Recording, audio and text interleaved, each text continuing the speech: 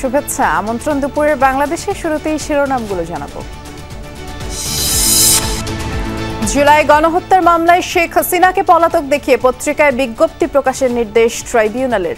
পরবর্তী শুনানি 24 জুন। লন্ডনের বৈঠকে প্রত্যাশা অনুযায়ী রোজার আগে নির্বাচনের আকাঙ্ক্ষা পূরণ হয়েছে মন্তব্য আমির খসরুর। বললেন, সংস্কার ও বিচার চলমান প্রক্রিয়া।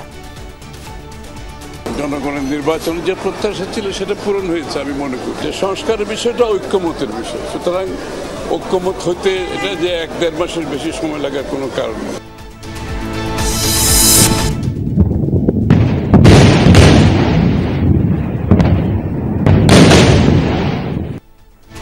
ইরানের মুহুর্মুহু মিসাইল হামলায় অগ্নিগর্ভ ইসরায়েল। এবার ক্ষতিগ্রস্ত মার্কিন দূতাবাস। কুদস ফোর্স হেডকোয়ার্টার্সে হামলার দাবি আইডিএফের। আইআরজিসির গোয়েন্দা প্রধান কাজেমি নিহত। কৌশলে পুরনো ঘটনা উস্কে আত্মহত্যায় প্ররোচিত করা হয় ঢাবি শিক্ষার্থী শাকিলকে, অভিযোগ পরিবারের। মব তৈরির জন্য জামায়াতকে দায়ী করছেন স্থানীয়রা। জামাতের সভাপতি ওই টিআরপি নেতৃত্ব দিয়ে এই কাজটা করায়। আপনার ছেলে নাস্তিক, আপনার ছেলে হিন্দুদের সাথে চলাফেরা করে, ঘরে অনেক মূর্তি বা আছে, অনেক কিছু আছে। হবিগঞ্জে চলন্ত বাসে কিশোরীকে ধর্ষণের অভিযোগ। বাস চালক আটক, পলাতক হেলপার। গাজীপুর ও রাজবাড়ীতে ধর্ষণের 3 মামলা, গ্রেফতার 1। চট্টগ্রাম বন্দরে আমদানি পণ্যবাহী কন্টেইনারের স্তূপ পরিস্থিতি উত্তরণে কাজ করছে বন্দর কর্তৃপক্ষ ও কাস্টমস হাউস।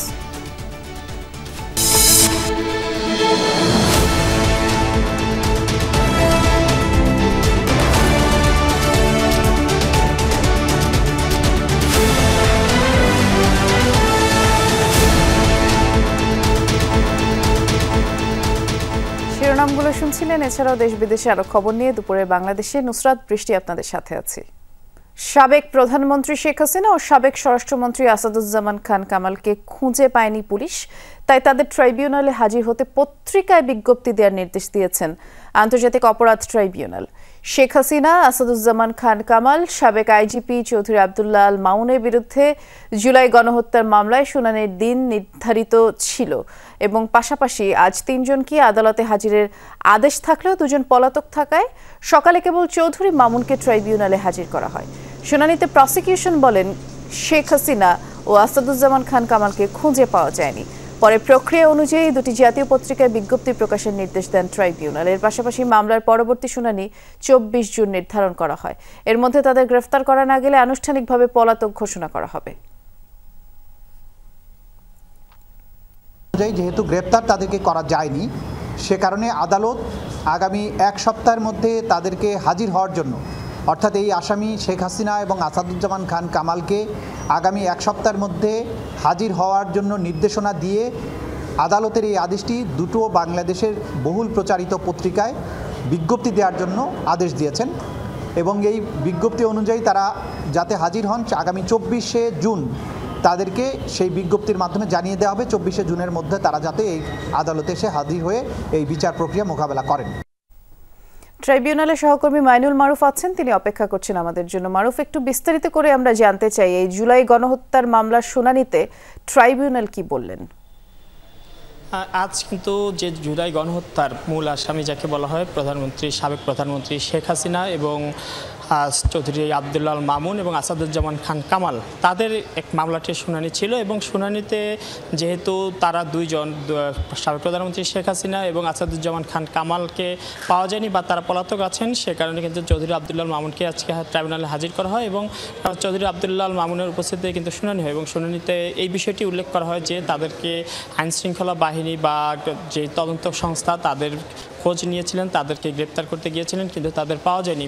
ফলে তা কিন্তু যে এখানে যেই প্রসিকিউশন টিম আছে, ফলে তাকে যে পরবর্তী যে পদক্ষেপ এই মামলায় পরবর্তী সেই পদক্ষেপের জন্য কিন্তু ট্রাইব্যুনালে আবেদন করেন এবং ট্রাইব্যুনাল তখন জানেন যে পরবর্তী পদক্ষেপ কী, তখন তারা বলেন যে পত্রিকায় বিজ্ঞাপন প্রকাশ এবং সেই অনুযায়ী কিন্তু পরবর্তী পদক্ষেপ বিষয়ে পত্রিকায় তাদেরকে হাজির হওয়ার জন্য বিজ্ঞপ্তি প্রকাশ করার নির্দেশ কিন্তু দেওয়া হয় এবং এর পাশাপাশি 1 সপ্তাহ সপ্তাহ সময় দিয়ে আগামী 24 তারিখের মধ্যে তাদেরকে ট্রাইব্যুনালে গ্রেপ্তার বা তাদের হাজির হওয়ার নির্দেশনা রয়েছে এবং যদি সেই সময়ের মধ্যে যদি তারা উপস্থিত না হন তাহলে কিন্তু তাদেরকে আনুষ্ঠানিকভাবে পলাতক দেখিয়ে তাদের বিরুদ্ধে পরবর্তী যে সকল আইনি প্রক্রিয়া রয়েছে বা এই বিচারের ক্ষেত্রে যে সকল ধাপ রয়েছে সবগুলো কিন্তু সম্পন্ন হবে। এই ক্ষেত্রে হয়তো রাষ্ট্র কর্তৃকই শেখ হাসিনা এবং আসাদুজ্জামান খান কামালের যে আইনজীবী সে আইনজীবী নিয়োগ দেওয়া হতে পারে এবং এই আইনজীবী নিয়োগ দিয়ে কিন্তু অভিযোগ গঠনের যে শুনানি তা হবে এবং অভিযোগ গঠন হয়ে গেলে যে সাক্ষ্য গ্রহণ বা অন্যান্য যে সকল কার্যক্রম আছে তাও কিন্তু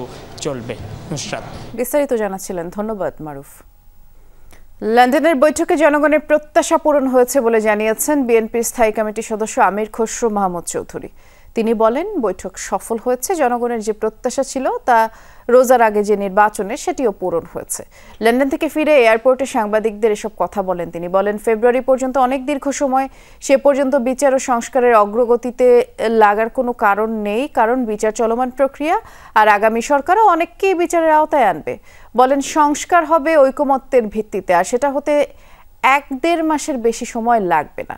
বিএনপি গণতান্ত্রিক পথে এগিয়ে যাবে বলেও জানিয়েছেন তিনি। মানুষ 20 বছর ভোটাধিকার প্রয়োগ করতে পারেননি, তরুণরা ভোট দিতে পারেননি। নির্বাচনের মাধ্যমে মানুষের সেই অধিকার ফিরিয়ে দিতে হবে। আমরা তো দ্রুততম সময়ে নির্বাচন সবসময় যেমন ডিসেম্বরের মধ্যে সম্ভব, সেটা ফেব্রুয়ারিতে গেলেও তেমন কোনো বড় সমস্যা তো না। বিচারের আওতায় তো আগামী সরকারকে অনেককে আনতে হতে পারে, তাই না? তো সুতরাং এটা তো চলমান প্রক্রিয়া। আর বিচার তো করবে বিচার বিভাগ, যেখানে ঐক্যমত যতটুকু হবে ততটুকু সংস্কার হবে এবং বাকি অংশটা আমরা নির্বাচনের মাধ্যমে জাতির কাছে নিয়ে যেতে হবে। বিএনপি মহাসচিব মির্জা ফখরুল ইসলাম আলমগীরের সাথে বৈঠক করেছেন বাংলাদেশে নিযুক্ত যুক্তরাজ্যের হাইকমিশনার সারাহ কুক।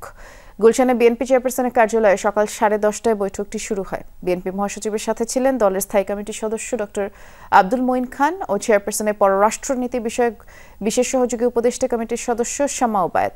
এই বৈঠকে বাংলাদেশ যুক্তরাজ্য সম্পর্ক নিয়ে আলোচনা করেন নেতারা। আর সেই সাথে আগামী নির্বাচন, সংস্কার, সমসাময়িক রাজনীতি নিয়েও দুপক্ষ নিজেদের মতামত তুলে ধরেন এই বৈঠকে।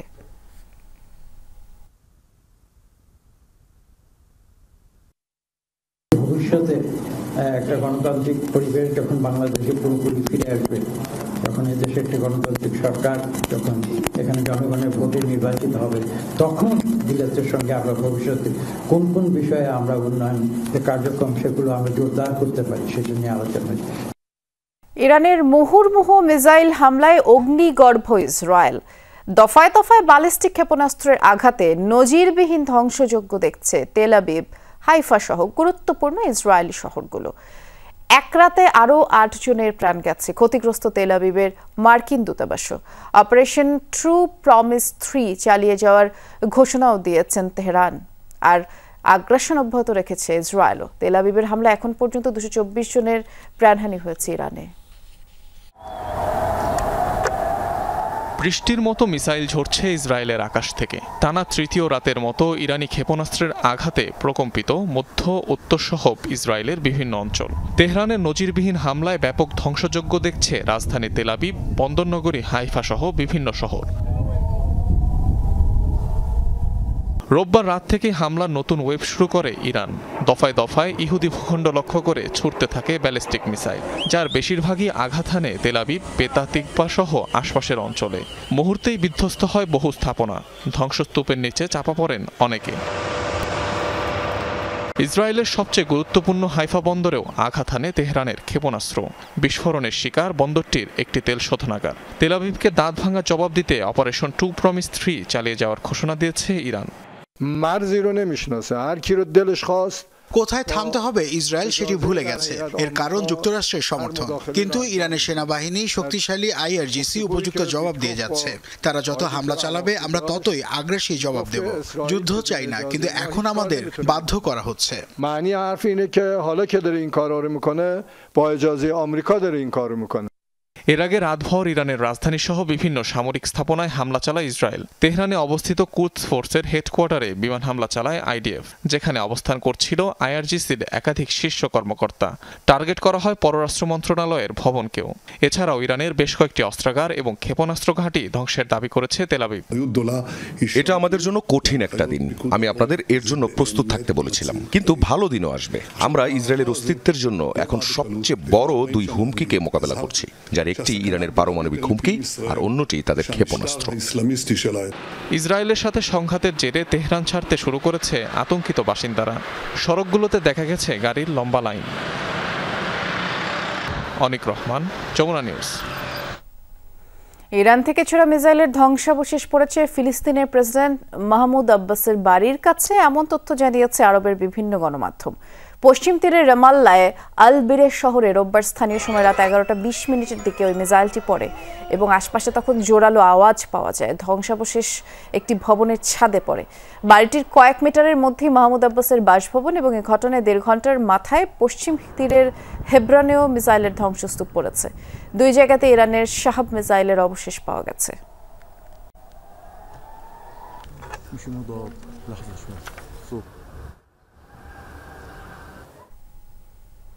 ইরানের সর্বোচ্চ নেতা আয়াতুল্লাহ আলী খামেনিকে হত্যা চেষ্টায় ষড়যন্ত্র আঁটছিল ইসরায়েল, যার বিরোধিতা করেন স্বয়ং মার্কিন প্রেসিডেন্ট ডোনাল্ড ট্রাম্প। এমন তথ্য জানিয়ে মার্কিন প্রশাসন বলছে রাজনৈতিক নৈতিকতা থেকেই এই অবস্থান নিয়েছেন প্রেসিডেন্ট। তবে নিজ দেশের নাগরিকের উপর হুমকি আসলে ইরানকে ছাড় না দেওয়ার হুঁশিয়ারি ট্রাম্পের। পারমাণবিক অস্ত্র তৈরি কিংবা বিশ্বের কোনো রাষ্ট্রের সাথে যুদ্ধে জড়ানোর কোনো রকম আগ্রহ নেই ইরানের। নিজ দেশের প্রয়োজন, শান্তি রক্ষা ও জনগণের অধিকারের কথা চিন্তা করে পরমাণু সক্ষমতা অর্জন দেশটির একমাত্র লক্ষ্য। নিরন্তর এ দাবি জানিয়ে আসছেন ইরানের সশস্ত্র বাহিনীর প্রধান, ধর্মীয় ও সর্বোচ্চ নেতা আয়াতুল্লাহ আলী খামেনি।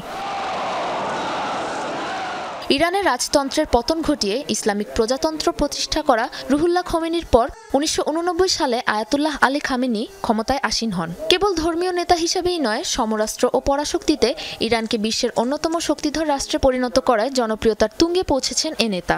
তার নেতৃত্বে ইরান অংশ নিয়েছে ইরাক, ইয়েমেন, ইসরায়েল বিরোধী গুরুত্বপূর্ণ যুদ্ধে। ইরানের রেভলিউশনারি গার্ড বাহিনী আইআরজিসির সামরিক ক্ষমতা বাড়ানোর পিছনে ব্যাপক অবদান রেখেছেন সর্বোচ্চ নেতা। ইসলামের উপর বিশ্বাস রেখে কোন রকম পারমাণবিক অস্ত্র তৈরি কিংবা সরবরাহের দিকে যেতে চাই না আমরা। যদি চাইতাম তাহলে পশ্চিমারা আমাদের থামাতে পারত না। তারা আমাদের পারমাণবিক উন্নয়ন থামাতে পারেনি এবং শত চেষ্টা করলেও ভবিষ্যতেও তা থামাতে পারবে না। 86 বছর বয়সী প্রবীণ এ নেতাকে হত্যা করতে ষড়যন্ত্র আটে ইসরায়েল। এমন তথ্য ফাঁস করে মার্কিন প্রশাসন বলছে, পারমাণবিক চুক্তি বিষয়ে যথেষ্ট তিক্ততা থাকলেও সর্বোচ্চ নেতার বিরুদ্ধে ইসরায়েলের এ পরিকল্পনার বিরোধিতা করেছেন প্রেসিডেন্ট ডোনাল্ড ট্রাম্প। তবে কিভাবে সর্বোচ্চ নেতাকে হত্যার পরিকল্পনা করছে ইসরায়েল, সে বিষয়ে জানা যায়নি কোনো তথ্য। মার্কিনী বিশ্লেষকরা মনে করেন, এখন পর্যন্ত মার্কিন কোনো সামরিক কিংবা বেসামরিক কাউকে হত্যা কিংবা ক্ষতি করেনি তেহরান। তাই নিজেদের রাজনৈতিক নৈতিকতা থেকে ব্যক্তি হত্যার সিদ্ধান্তের বিরুদ্ধে অবস্থান ধরে রেখেছেন ট্রাম্প। তবে একজন মার্কিনীর শরীরে ইরানের আঁচড় লাগলে তা সহ্য করা হবে না, এমন হুঁশিয়ারি যুক্তরাষ্ট্রের। সাবরিনা নুসরাত, যমুনা নিউজ। এদিকে ইরান ও ইসরায়েলের মাঝে সমঝোতা সম্ভব বলে মার্কিন প্রেসিডেন্ট ডোনাল্ড ট্রাম্প আশাবাদী। সাংবাদিকদের প্রশ্নের জবাবে বলেছেন, দ্রুতই শান্তি আলোচনায় বসতে পারে দুই দেশ। আমার মনে হয় যুদ্ধবিরতি চুক্তি সম্ভব, এখনই সময়। কিন্তু কখনো কখনো ভালো কিছুর জন্য কঠিন সময়ের মধ্য দিয়ে যেতে হয়। আশা করি ভালো কিছুই হবে, সেই সময় বোধ করি চলে এসেছে। ইরানের মুহুর্মুহু ব্যালিস্টিক মিসাইল হামলায় পাগল প্রায় ইসরায়েলিরা। আতঙ্কে নাজেহাল বাসিন্দাদের মধ্যে মানসিক স্বাস্থ্য সেবা নেয়ার হিড়িক দেখা যাচ্ছে। মেন্টাল হেলথ কেয়ার হটলাইনে গত 4 দিনে 4500-এর বেশি ফোন কল করা হয়েছে। এমনকি জুম মিটিংয়ের মাধ্যমে মানসিক চিকিৎসকদের দ্বারস্থ হচ্ছেন বিপর্যস্ত ইসরায়েলিরা।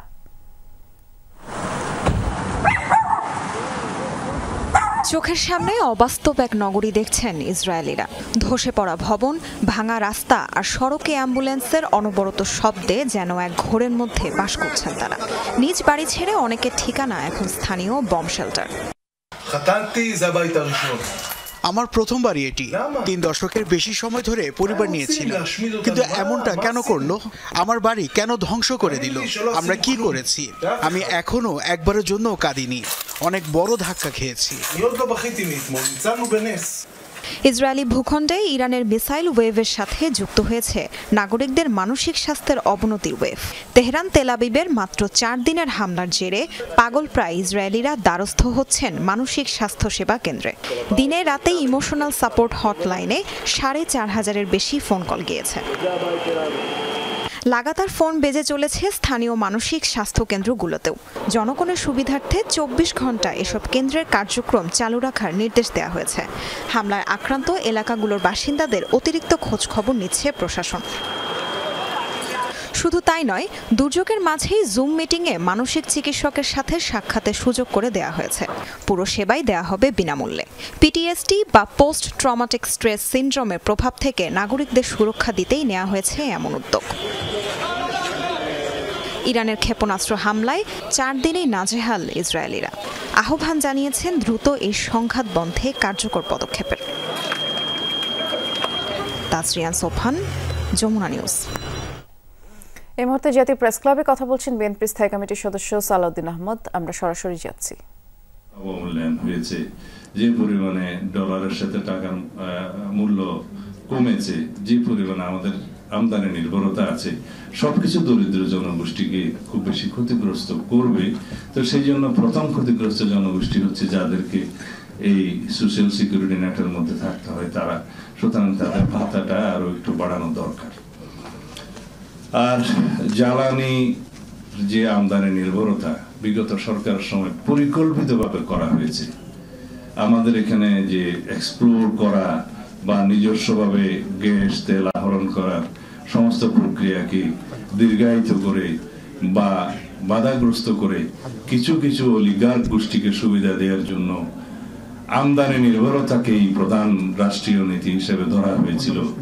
সেই আমদানি নির্ভরতার ক্ষেত্রে দেখা গেছে সেই সমস্ত দেশে যদি কোনো রকমের টার্ময়েল অবস্থা হয়, তখন সেই গ্যাসের এবং তেলের মূল্য এত বেশি বাড়ে, যেমন ইউক্রেন যুদ্ধের সময় সেটা আমরা ভুগেছি। এবং সেই মূল্য বৃদ্ধির কারণে আমাদের দেশে কিভাবে ক্ষতিগ্রস্ত হয়, এমনকি সরবরাহ ব্যবস্থাও অনিশ্চিত হয়ে যায়।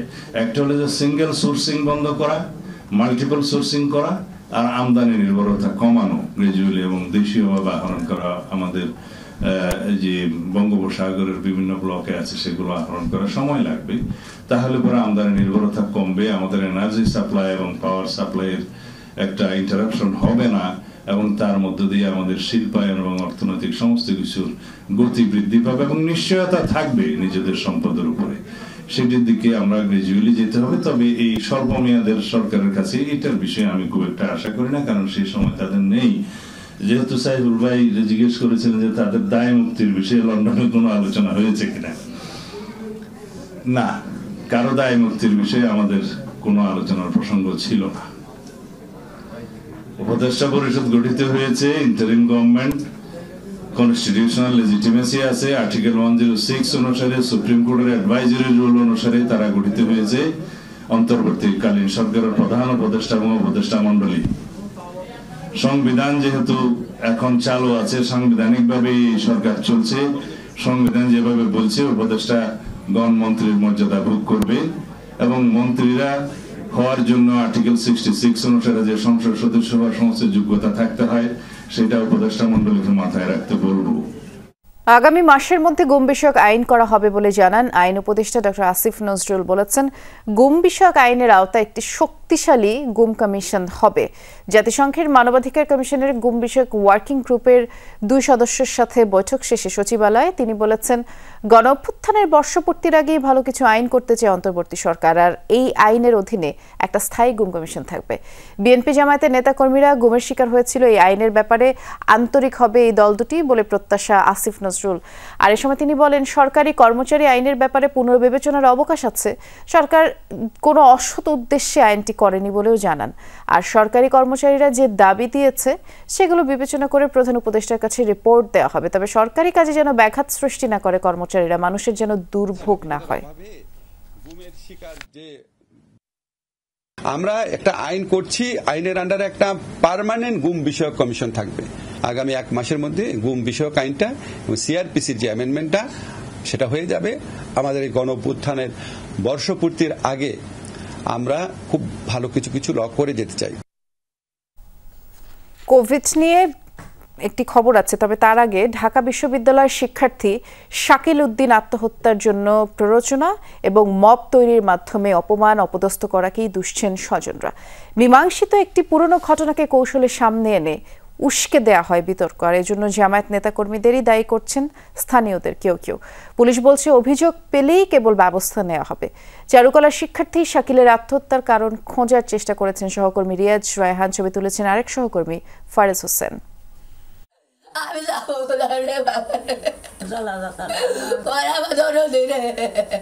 সন্তান হারিয়ে পাগল প্রায় ষাটোর্ধ্ব করিমন বিবি। ছোট ছেলে শাকিলের আত্মহননের পর বিলাপ করেই কাটছে দিনের বেশিরভাগ সময়। মানিকগঞ্জের সিংগাইরের দক্ষিণ জামসা গ্রামে কথা হয় শাকিলের মায়ের সঙ্গে। জানান ঘটনার দিন ঠিক কি হয়েছিল। তোর নিজের জীবন নিজে দিবি, আমরা তোরই করু, তোর নিজের বিচার নিজে কর। আমি নিজের বিচার নিজে কি করু, আমার আত্মহত্যা করুন না গো, তোর কাছে একটা ভুল করছিলাম, মাপ চাইছি, তাও তোরা যদি না মানুষ চাইলাম আবার আমার একটা পাপ করুন লাগবে। এটি শাকিলের ঘর জুড়ে ছড়িয়ে আছে স্মৃতি। প্রায় 30 কেজি তামা দিয়ে নিজের প্রতিকৃতি তৈরি করেছিলেন শাকিল। যদিও এসব অপছন্দ ছিল স্থানীয় একটি গোষ্ঠীর, যারা তাকে নাস্তিক আখ্যা দিয়েছিল। এটা কোনো চক্র আছে, এটার পিছনে কোনো ষড়যন্ত্র তো অবশ্যই আছে। এই সেই শিক্ষা প্রতিষ্ঠান যেখান থেকে উচ্চ মাধ্যমিক পাশ করেছিলেন শাকিল। নিজের কলেজের দৃষ্টিনন্দন এই দুটি স্থাপনার কারিগর তিনি। ছেলের সৃষ্টির সামনে বাবা নাসিরউদ্দিন জানালেন কিভাবে একটি মব তার সন্তানকে ঠেলে দিয়েছে মৃত্যুর দিকে। বাড়িতে এরকম 30 জন পোলা বানাইছে, আসার পরে শেষে আমার ডাইকে উঠাইছে, ওঠার পরে শাকিল তো আমি তো জানি শাকিল ঘুমাই দিয়েছে। এখন তো শাকিলতে পাওয়া যায় না, শাকিলতে দায় নাই। তাহলে আমার অনেকগুলো পোলা বানায় কয়ে তাহলে ওরা আব্বারে নিয়ে যাও। আমাকে কী ব্যাপার নেবেন, কী সমস্যা? আপনার ছেলে নাস্তিক, আপনার ছেলে হিন্দুদের সাথে চলাফেরা করে, ঘরে অনেক মূর্তি আছে, অনেক কিছু আছে। আপনার এইটার বিচার আপনার না পাওয়া, আপনার ছেলেরা না পাইলে আপনারা নিয়ে আমরা এখন বিচার করুম, আপনারা বুক সমান গারুম, গায়ে পাথর নিক্ষেপ করুম। ঘটনার সূত্রপাত মাস কয়েক আগে ফেসবুকে একটি পোস্টে মতামত দিয়েছিলেন শাকিল। সেখানে ধর্ম অবমাননার অভিযোগ উঠলে তা মুছে ফেলে নিজের আইডি থেকে শাকিল ক্ষমা প্রার্থনা করেছিলেন। পরিবারের সদস্যরা জানান গেল 9 জুন সেই মতামতের স্ক্রিনশট সামনে এনে নতুন করে উস্কে দেওয়া হয় বিতর্ক। এ নিয়ে স্থানীয় কয়েকজন যুবক শাকিলের বাড়িতে গিয়ে হুমকি ধামকি দেয়। একই দিনে ফেসবুক মেসেঞ্জারে রবিউল ইসলাম নামের কলেজেরই এক সহপাঠী নানাভাবে হুমকি দেয় শাকিলকে। সেই রাতেই নিজের ঘর থেকে শাকিলের ঝুলন্ত মরদেহ উদ্ধার করা হয়। জানার চেষ্টা করেছিলাম সেদিন রাতে কারা গিয়েছিল শাকিলের বাড়িতে। পরিবার জানায় সাইদুর মোল্লা নামের এক প্রতিবেশী মব থেকে উদ্ধার করেন পরিবারটিকে। জামসা বাজারে পাওয়া গেল সাইদুর মোল্লাকে। জানতে চাই কি হয়েছিল সেদিন। যারা গিয়েছিল ওদের সান্ত্বনা দিলাম যে দেখো তোমরা এটা নিয়ে আর কোনো উচ্চবাচ্চা করো না, এলাকায় কালকে বসা হবে। ওর বাবারও আমি বুঝাইলাম দেখেন ভাই আপনি এটা নিয়ে বেশি চিন্তা করেন না, এখানে ভাঙচুর কোনো কিছু হইব না, আর হয়তো আলেমরা থাকবে, এলাকার মুরব্বীরা থাকবে, তারা পয়সা করে তওবা করাইব। সাইদুর মোল্লা মব সৃষ্টিকারীদের নাম পরিচয় বলতে না চাইলেও স্থানীয় কয়েকজনের সঙ্গে কথা বলে জানা যায় ঘটনার নেপথ্যে ইউনিয়ন জামাতের নেতাকর্মীরা। যদিও এসব অভিযোগ অস্বীকার করেছেন জামাত নেতারা। ফজলু মোল্লা জামাতের সভাপতি, ওই উগ্রবাদী মানুষ, ওই আর যদিও নিজে আসে নাই, কিন্তু ওর এইটাই আর কি এই কামটা হয়েছে আর কি, ওইটাই আর কি নেতৃত্ব দিয়ে এই কাজটা করাইছে। 15-20-30 জন বা 30-35 জন পোলা বানাম অপরিচিত, চিনি না।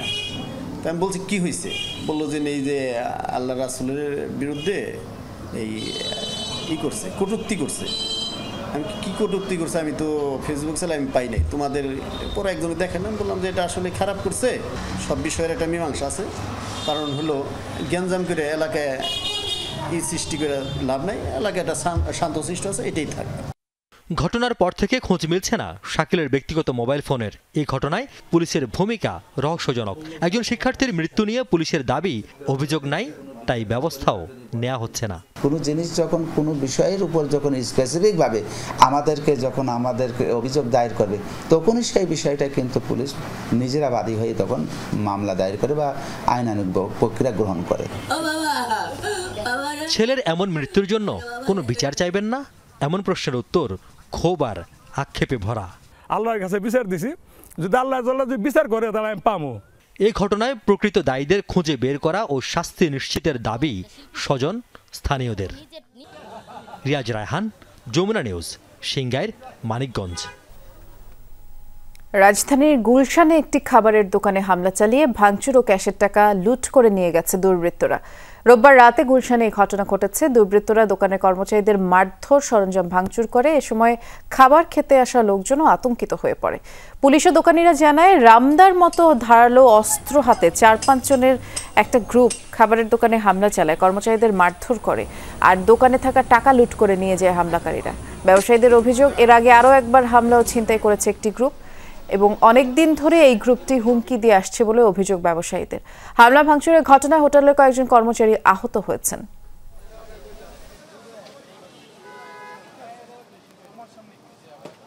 এখান দিয়ে আইসই শুধু একটা কথা বলছে, দোকান অফ করো কথা কয়ে এই রামদা লইয়া আর কমন শুরু করে দিছে। একজনের পায়ে শরীরে কূপ দিছে, দৌড় মারছে, আর সব কাস্টমার ছিটটা পিটে এক দিকে।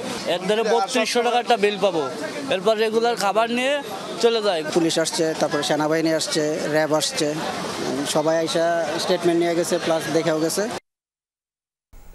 ঢাকা থেকে হবিগঞ্জ ফেরার পথে চলন্ত বাসে এক কিশোরীকে পালাক্রমে ধর্ষণের অভিযোগ উঠেছে। বাস চালককে আটক করা হয়েছে, হেলপার পালিয়ে গেছে। রোববার রাতে হবিগঞ্জের নবীগঞ্জ আউশকান্দি সড়কের সালামতপুর এলাকা থেকে ভুক্তভোগীকে উদ্ধার করে পুলিশ ও সেনাবাহিনী। পুলিশ জানায়, ভুক্তভোগী কিশোরী ঢাকার একটি গার্মেন্টসে কাজ করে। রাজধানী থেকে বাসে করে বাড়ি ফিরছিলেন তিনি। পথে ঘুমিয়ে পড়লে গন্তব্য অতিক্রম করে মেয়েটি সিলেট পর্যন্ত চলে যায়। আবার সেখান থেকে হবিগঞ্জ যেতে মা এন্টারপ্রাইজ নামের একটি বাসে ওঠে। শেরপুর এলাকা পার হওয়ার পর বাসের অন্যান্য যাত্রীরা নেমে গেলে কিশোরীকে একা পেয়ে পালাক্রমে নির্যাতন চালায় বাসের হেলপার লিটন মিয়া এবং চালক সাব্বির। কিশোরীর চিৎকার শুনে আশপাশের লোকজন বিষয়টি পুলিশ সেনাবাহিনীকে জানায়। পরে সালামতপুর এলাকায় স্থানীয়দের সহযোগিতায় টহল টিম বাসটি থামিয়ে ভুক্তভোগীকে উদ্ধার করে এবং এই চালককে আটক করা গেলেও হেলপার কৌশলে পালিয়ে যায়। এদিকে প্রাইভেট পড়ে বাড়ি ফেরার পথে রাজবাড়ীর পাংশায় 2 স্কুল শিক্ষার্থীকে ধর্ষণের ঘটনায় মামলা হয়েছে, একজনকে গ্রেফতার করা হয়েছে। রোববার রাতে ভুক্তভোগীদের পরিবার এই ঘটনায় 2টি ধর্ষণ মামলা করে। মামলায় বলা হয়, ওই দিন দুপুরে স্কুল থেকে কোচিং শেষে বাড়ি ফেরার পথে তাদের পথ রোধ করে শিহাব আর হাসমত নামের 2 তরুণ। পকেট থেকে ব্লেড বের করে ভয় দেখিয়ে পাশের পানির বরজি নিয়ে নির্যাতন চালায়। ভুক্তভোগীরা পরিবারকে সব খুলে বললে থানায় মামলা করায়। আর এই ঘটনায় শিহাবকে গ্রেফতার করা হয়েছে। অপর আসামিকে ধরতে পুলিশ কাজ করছে। গাজীপুরে এটিএম বুথের ভেতর থেকে এক কিশোরীকে ধর্ষণের অভিযোগ উঠেছে বুথেরই নিরাপত্তা কর্মীর বিরুদ্ধে। রোববার রাতে ভুক্তভোগীর বাবা এই মামলা দায়ের করেন। এর আগে ওই দিন সকালে শ্রীপুরে ব্যাংকের একটি এটিএম বুথে এই ঘটনা ঘটে। মামলায় উল্লেখ, ভুক্তভোগী একটি স্পিনিং মিলে চাকরি করে। মিলের পাশের এটিএম বুথে টাকা তুলতে প্রায় যেতেন। সেখানে বুথেরই নিরাপত্তা কর্মী লিটন মিয়া আরও ভালো বেতনের চাকরির কথা বলে বুথের ভেতরে আলোচনার জন্য ডেকে নিয়ে নির্যাতন চালায়। ঘটনাস্থল থেকে ভুক্তভোগীকে উদ্ধার করেছে পুলিশ। আর ঘটনার পর থেকে ওই লিটন পলাতক। আমরা একটা নগর ভবনে যাব, সেখানে সেবা ব্যবস্থাপনা সংক্রান্ত বিষয় নিয়ে ইশরাক হোসেন ব্রিফ করছেন। আমরা বারে বারে বলেছি যে আমাদের এই আন্দোলনটি শান্তিপূর্ণ অবস্থান আন্দোলন এবং এখানে ঢাকার যারা ভোটাররা রয়েছেন তারা স্বতঃস্ফূর্তভাবে সম্পূর্ণ স্বতঃস্ফূর্তভাবে প্রতিদিন এখানে আসছে এবং তাদের দাবিটি জানাচ্ছে। অতএব সরকারের উচিত হবে, তারা যদি তাদের নিরপেক্ষতাটা বজায় রাখতে চায়, তারা যদি মনে করে যে বর্তমান উপদেষ্টা পরিষদ যদি মনে করে যে আগামী জাতীয় নির্বাচনের সময় তারা দায়িত্ব পালন করতে পারবে এবং সেই যাতে জনগণকে তারা বিশ্বাস করাতে চায়, তাহলে আমি তাদেরকে অনুরোধ জানাবো তারা যাতে দ্রুততম সময় এই শপথ গ্রহণের যে অনুষ্ঠান সেটিকে বাস্তবায়ন করে। আর অন্যথায় কিন্তু এই আন্দোলনটা আমরা চালিয়ে যাব, আমি চালিয়ে যাব বললে ভুল হবে। সর্বস্তরের জনগণ তারা প্রতিদিন আমার সাথে যোগাযোগ করছে এবং তারা স্বতঃস্ফূর্তভাবে এই আন্দোলনে যোগদান করছে এবং এই আন্দোলনটি চলমান থাকবে। এটি হচ্ছে গিয়া নগর ভবনের দায়িত্ব নেওয়া সংক্রান্ত যে বিষয়গুলো রয়েছে বেশ কিছুদিন যাবত নিয়ে আসলে আন্দোলনও হয়েছে, সে বিষয়ে ব্রিফ করছিলেন ইশরাক। আপনারা সরাসরি সেটি দেখছিলেন। মে মাসে কাস্টমসের কর্মকর্তা কর্মচারীদের কলম বিরতিতে চট্টগ্রাম বন্দরে জাহাজ জট তৈরি হয়েছিল। পরিস্থিতি স্বাভাবিক হওয়ার আগেই ঈদুল আজহার যে লম্বা ছুটি সেটি শুরু হয়। এ সময় বন্দর সচল থাকলেও ব্যবসায়ীদের পণ্য খালাস কমে যায়, আমদানি পণ্যবাহী কন্টেইনারের স্তূপ বাড়ে। আর এখন পরিস্থিতি উত্তরণে কাজ করছে বন্দর কর্তৃপক্ষ, কাস্টমস হাউস। ধারণ ক্ষমতার ৮০% জায়গায় এখন কন্টেইনার রাখা হয়েছে। ঈদুল আজহার ছুটির সময় শুধু ঈদের দিন এক পালায় বন্দরের পরিচালনা কার্যক্রম বন্ধ ছিল, আর বাকি সময় জাহাজ থেকে কন্টেইনার ওঠানো নামানোর কাজ হয়েছে। তবে সে সময় ব্যবসায়ীরা আমদানি হওয়া পণ্য খুব একটা খালাস করেননি। এর ফলে এই কন্টেইনার জমতে শুরু করে। ছুটি শেষে রোববার থেকে স্বাভাবিক গতিতে কাস্টমস সহ সরকারি বেসরকারি কার্যালয়ে কাজ চলছে। আর সংশ্লিষ্টরা বলছেন কন্টেইনারের জট কমিয়ে আনতে আরও কয়েকদিন সময় লাগবে। ছোট হয়েছে বাজেট, আর তাই চলতি বছরের চেয়ে বাজেট ঘাটতির অঙ্ক কমেছে। অর্থায়নেও বেড়েছে অভ্যন্তরীণ উৎস নির্ভরতা। ব্যাংক ঋণ, সঞ্চয়পত্র সহ নানা উৎস থেকে অর্থ সংগ্রহ করতে চায় সরকার। বিশ্লেষকরা বলছেন অভ্যন্তরীণ আয় বৃদ্ধি করা গেলে ঘাটতি অর্থায়নে চাপ পড়বে না। আর বিদেশি উৎস থেকে অর্থ সংগ্রহের যে লক্ষ্য নির্ধারণ করা হয়েছে তা পাওয়া অনিশ্চয়তা। দূর করে জনজীবনে স্বস্তি ফিরে আনার কঠিন কাজটি। পরিবর্তিত এই সময়ে 7,90,000 কোটি টাকার বাজেট দিয়েছে সরকার। নিয়ন্ত্রিত উন্নয়ন ব্যয় এবং মূল্যস্ফীতির উত্তাপ কমাতে দেয়া হয়েছে গুরুত্ব। প্রস্তাবিত বাজেটে ঘাটতি দাঁড়িয়েছে 2,26,000 কোটি টাকা, যা মোট দেশীয় উৎপাদন বা জিডিপির 4 ভাগের কিছুটা কম।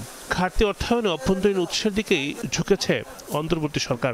এক্ষেত্রে ব্যাংক খাত থেকে নেওয়া হবে বড় অঙ্কের ঋণ। প্রশ্ন হচ্ছে, ঘাটতি অর্থায়নে অভ্যন্তরীণ উৎস নির্ভরতা কতটা টেকসই পন্থা? আমাদের ফিসক্যাল স্পেসটা বাড়াতে হবে।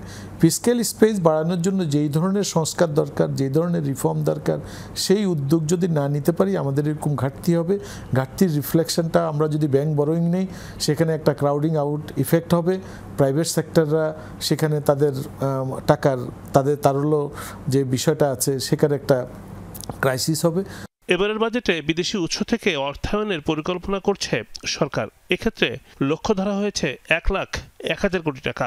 কিন্তু বৈশ্বিক টালমাটাল অবস্থায় অর্থ সহায়তা এবং ঋণ প্রাপ্তির সম্ভাবনা কতটুকু? বৈদেশিক উৎস থেকে ঋণ প্রাপ্তির বিষয়টি খুব সহজসাধ্য হবে না এবং হয়তো প্রত্যাশা মাফিক পাওয়াটিও দুরূহ হবে। যদি সেটি হয় তাহলে হয়তো অভ্যন্তরীণ উৎসের উপরে নির্ভরশীলতা বাড়াতে হবে। সরকারের ঋণ এখন 19,000 কোটি টাকার বেশি। তার মধ্যে দেশীয় উৎস থেকেই নেওয়া হয়েছে বেশি ঋণ। প্রস্তাবিত বাজেটে সুদ বাবদ ব্যয় ধরা হয়েছে 1,22,000 কোটি টাকা। 14% হচ্ছে আমাদের শুধু ইন্টারেস্ট পেমেন্ট, যেটা আমাদের শিক্ষা ও প্রযুক্তি মিলে যে বাজেটটা তার সমপরিমাণ শুধু ইন্টারেস্ট পেমেন্ট। তো এই জায়গা থেকে যদি আমরা বের হয়ে আসতে হয় তাহলে আমাদের ফিসক্যাল স্পেস বাড়ানোর কোনো বিকল্প নেই। যদিও বলা হয়েছিল যে অন্তর্বর্তী সরকারের শুরুতে প্রধান উপদেষ্টা বা তার যে ধরনের ইমেজ রয়েছে তাতে মাল্টিল্যাটারাল বায়োল্যাটারাল ডোনাররা প্রচুর ঋণ নিয়ে আসবেন, কিন্তু মনে রাখা দরকার যে ঋণ দেবার ক্ষেত্রে এটা একেবারেই প্রফেশনালি তারা দেখেন একটি কান্ট্রি, একটা রাষ্ট্রের কতটুকু ঋণ প্রদানের রিপেমেন্টের ক্ষমতা আছে সেই বিষয়গুলো বিবেচনা করে নেন। সেই বিবেচনা করলে এই মুহূর্তে আসলে আমাদের রিপেমেন্টের ক্যাপাসিটি যথেষ্ট দুর্বল এবং এখনো ঝুঁকির ভিতরে আমরা রয়ে গিয়েছি। চলতি অর্থ বছরের মূল বাজেটে মোট ঘাটতির অঙ্ক ছিল 2,56,000 কোটি টাকা জিডিপির অঙ্কে, যা 4.6%। রিমন রহমান, যমুনা নিউজ, ঢাকা। আমি তো সকালে